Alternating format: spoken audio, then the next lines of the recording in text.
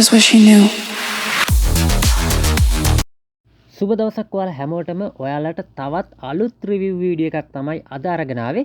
ඉතින් මේ දවස්වල ගොඩක් දෙනෙක් කතා කරන ඒ වගේම තමයි ලංකාවේ අඩුවටම ගන්න පුළුවන් E99 Pro කියන ඩ්‍රෝන් එක ගැන තමයි මේ වීඩියෝ එකෙන් කතා කරන්නේ. ඉතින් ඔයා මේ ඩ්‍රෝන් එක ගන්න හිතන් ඉන්න කෙනෙක් නම් අනිවාර්යෙන්ම බලන්න ඕනි වීඩියෝ එකක් තමයි මේ වීඩියෝ එක. මොකද මේ ඩ්‍රෝන් එක ගැන හැම දෙයක්ම මේ වීඩියෝ එකෙන් කතා කරන නිසා.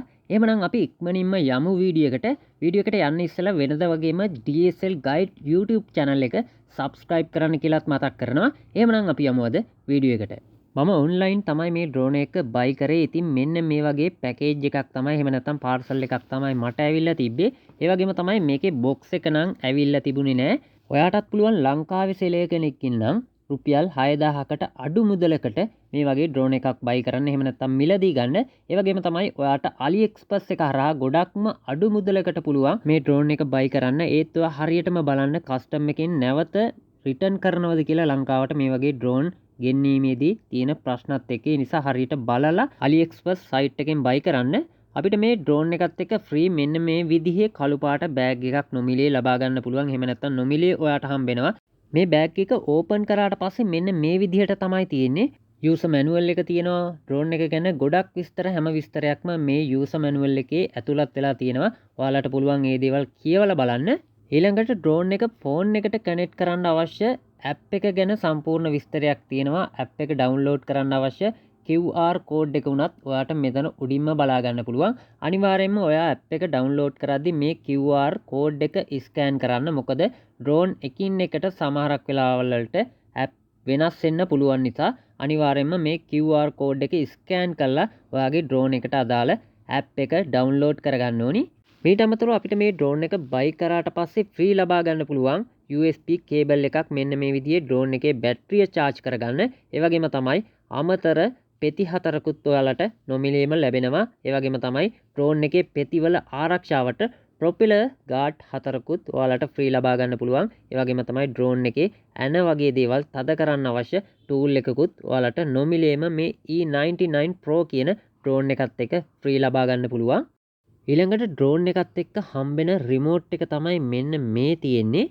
රිමෝට් එකත් එක්ක මෙන්න මේ විදිහේ ඒරියල් දෙකක් බලා ගන්න පුළුවන්. ඉතින් මේ ඒරියල් දෙකෙන් සිද්ධ වෙන දෙයක් නෑ. නිකන් ලස්සනට වගේ තමයි මේ ඒරියල් දෙක මේ රිමෝට් එකට ඇවිල්ලා තියෙන්නේ. රිමෝට් එකේ අනිත් පැත්ත හැරෙව්වට පස්සේ අපිට පුළුවන් මෙන්න මෙතනින් මේ රිමෝට් එකට අවශ්‍ය බැටරි දාගන්න. බැටරිස් 3ක් ඔයා මේ රිමෝට් එකට දාගන්න ඕනි මේ විදිහට. ඒ වගේම තමයි මේ රිමෝට් එකේ පහලින් ඔයාට මෙන්න මේ විදිහේ ක්ලෑම්ප් එකක් බලා ගන්න පුළුවන්. මේ ක්ලෑම්ප් එකෙන් අපිට පුළුවන් අපේ ෆෝන් එක මේ රිමෝට් එකත් එක්ක රඳවලා තියාගන්න. මේ ක්ලෑම්ප් එක පහලට ඇදලා ඔයාලට පුළුවන් ඔයාගේ ෆෝන් එක මෙතනින් රඳව ගන්න. ඊළඟට අපි බලමු ඩ්‍රෝන් එක කොහොමද කියලා. ඉතින් මෙන්න මේ විදිහට තමයි ඩ්‍රෝන් එක එන්නේ. මුලින්ම ඩ්‍රෝන් එකේ ආම් 4 මෙන්න මේ විදිහට දිග අරගත්තට පස්සේ ඔයාලට උඩින් බලා ගන්න පුළුවන් පවර් බටන් එක තියෙනවා. මේ පවර් බටන් එකෙන් අපිට පුළුවන් ඩ්‍රෝන් එකේ පවර් එක ඔන් ඔෆ් කරන්න. ඒ වගේම තමයි මේ ඩ්‍රෝන් එකට ඩුවල් කැමරාස් තමයි එන්නේ. මෙන්න මේ වගේ ෆ්‍රොන්ට් කැමරා එක තියෙනවා. අපිට ඇන්ගල් කරගන්න පුළුවන් අතින්. ඒ වගේම තමයි මෙතන පහලිනුත් ඔයාලට බලා ගන්න පුළුවන් ඩ්‍රෝන් එකේ යටපැත්තෙන් තවත් කැම් එකක් තියෙනවා. මේ කැම් එක 4K කියලා කිව්වට මට හිතෙන විදිහට නම් වීඩියෝස් වගේ දේවල් එච්චරම ක්වොලිටි නෑ. ඔයාට මේ වීඩියෝ එකේ ඉස්සරහට බලා ගන්න පුළුවන් මේ කැම් එකෙන් ලබාගත් වීඩියෝස් වගේ දේවල්. ඩ්‍රෝන් එකට එන බැටරි එක රිමූව් කරගන්න තියෙන මෙන්න මේ විදිහට. ඊට පස්සේ මේ බැටරි එක charge කරන්න අපිට ෆ්‍රී USB කේබල් එකක් ලැබිලා තියෙනවා. ඉතින් මේ විදිහට ඒ කේබල් එක බැටරි එකට කනෙක්ට් කරගෙන ඔයාලට පුළුවන් මේ බැටරි එක charge කරගන්න. ඩ්‍රෝන් එකට අපිට ලැබෙන රිමෝට් කන්ට්‍රෝල් එක මෙන්න මේ විදිහට තමයි තියෙන්නේ. මේ රිමෝට් එකේ තියෙන මැද ඔයාලට පේනවා ඇති බටන් එකක්. අන්න ඒ බටන් එකෙන් අපිට පුළුවන් power on off කරන්න. ඒ වගේම තමයි දකුණු අත පැත්තේ තියෙන liver එකෙන් අපිට පුළුවන් ඩ්‍රෝන් එක ඉස්සරහට පස්සහට ඒ වගේම වම් පැත්තට දකුණු පැත්තට fly කරන්න. ඔයාට පේනවා ඇති වම් අත පැත්තේ තියෙනවා තවත් liver එකක්. අන්න ඒ liver එකෙන් අපිට පුළුවන් ඩ්‍රෝන් එක උඩට උස්සන්න. ඒ වගේම තමයි පහතට ගන්න. ඔයාට අවශ්‍ය පැත්තට හරවන්න වගේ දේවල් කරන්න තියෙන්නේ මේ වම් පැත්තේ තියෙන liver එකෙන්. ඒ වගේම තමයි මේ රිමෝට් එකට ඇවිල්ලා තියෙනවා one key take off වගේම one key land in කියන බටන් දෙකකුත්. ඉතින් මේ බටන් දෙකත් අපිට ගොඩක් වැදගත් වෙනවා ඩ්‍රෝන් එක fly කරද්දි වගේම land in කරද්දි. ඊට අමතරව මෙන්න මේ විදිහට තවත් බටන් 4ක් බලා ගන්න පුළුවන් ඊතල 4කුත් එක්ක මේ බටන් 4ෙන් කරන්න තියෙන්නේ ඔයා ඩ්‍රෝන් එක ෆ්ලයි කරද්දී ඔයාගේ ඩ්‍රෝන් එක පැත්තකට වැඩිපුර යනවා නම් ඒ කියන්නේ ඩ්‍රෝන් එක ෆ්ලයි කරද්දී ස්ටේබල් නැතුව වැඩිපුර එක පැත්තකට ඇදිලා යනවා නම් ඔයාට පුළුවන් අන්න ඒ දේ හදාගන්න මේ බටන් 4 පාවිච්චි කරලා. ඊළඟට රිමෝට් එකේ උඩ පැත්තෙත් මේ විදිහට බටන් 4ක් බලා ගන්න පුළුවන්. මෙතන පළවෙනියටම තියෙන බටන් එකෙන් අපිට පුළුවන් ඩ්‍රෝන් එකේ ස්පීඩ් එක වැඩි කරගන්න 1 2 3 විදිහට ගියර් 3ක් අපිට ලබා දීලා තියෙනවා ඩ්‍රෝන් එකේ ස්පීඩ් එක වැඩි කරගන්න. දෙවනි බටන් එකෙන් අපිට පුළුවන් ඩ්‍රෝන් එක ෆ්ලයි කරද්දී හෙඩ්ලස් මෝඩ් එක ඔන් කරගන්න. තවත් බටන් එකක් ඔයාට මෙන්න මෙතනින් බලා ගන්න පුළුවන්. මේ බටන් එක තමයි කැලිබ්‍රේෂන් බටන් එක. අන්තිමටම තියෙන්නේ රෝලින් බටන් එක. මේ බටන් එක පාවිච්චි කරලා අපිට පුළුවන් 360 ෆ්ලිප් එකක් ගහන්න. ඉතින් මේ 360 ෆ්ලිප් එක ගහද්දී ඔයාගේ ඩ්‍රෝන් එකේ බැටරි එක හොඳට charge තියෙන්න ඕනි. එහෙම නැති වුණොත් ඔයාට මෙන්න මේ වගේ දෙයක් තමයි සිද්ධ වෙන්නේ. ඉතින් ඒක නිසා අනිවාර්යයෙන්ම එන්න ඒ දේ මතක තියාගන්න. 360 ෆ්ලිප් එක ගහන්න තියෙන්නේ මෙතන උඩ තියෙන රෝලින් බටන් එක එකපාරක් ප්‍රෙස් කරලා දකුණු අත පැත්තේ තියෙන liver එක පාවිච්චි කරලා අපිට කැමති පැත්තට 360 ෆ්ලිප් එක ගහන්න පුළුවන්. ඉතින් රිමෝට් කන්ට්‍රෝල් එක ගැන කතා කරන්න තියෙන්නේ මෙන්න මේ වගේ දේවල් ටිකක්. එහෙමනම් දැන් අපිට තියෙන්නේ මේ ඩ්‍රෝන් එක ෆ්ලයි කරලා බලන්න. ෆ්ලයි කරලා බලන්න කලින් ඔයාලා කරන්න ඕනි දෙයක් තියෙනවා. ඩ්‍රෝන් එකත් එක්ක අපිට ෆ්‍රී ලැබුණු ප්‍රොපෙලර් ගාඩ්ස් 4 සෙට් කරගන්න ඕනි. ඉතින් මෙන්න මේ විදිහට ඔයාලට පුළුවන් මේ ගාඩ් 4 සෙට් කරගන්න.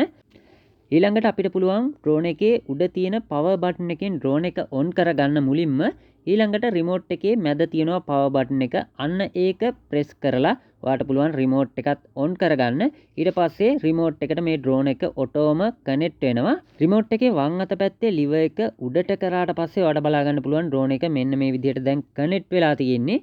ඊළඟට රිමෝට් එකේ තියෙන ටේක් ඔෆ් බටන් එක පාවිච්චි කරලා එහෙම නැත්නම් වම් පැත්තේ liver එක උඩට කරලා අපිට පුළුවන් ඩ්‍රෝන් එක ෆ්ලයි කරන්න. එහෙමනම් දැන් ඔයාලට බලා ගන්න පුළුවන් මේ ඩ්‍රෝන් එක ෆ්ලයි කරද්දි ගත්ත වීඩියෝස් ක්ලිප් කිහිපයක් වගේම මේ ඩ්‍රෝන් එකේ කැමරා ක්වොලිටිය මොන වගේද කියලා.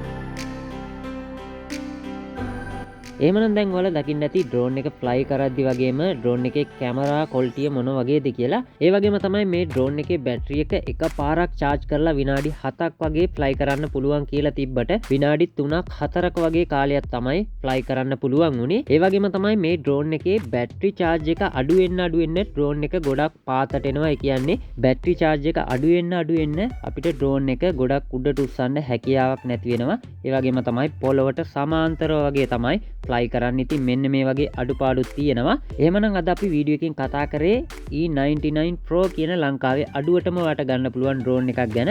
ඉතින් මේ වගේ අලුත්ම වීඩියෝස් රිවිව් වීඩියෝස් ඔයාලට බලන්න පුළුවන්. DSL Guide YouTube channel එක subscribe කරලා තියාගත්තොත් ඒ වගේම තමයි bell icon එකත් all කරලා තියාගන්න.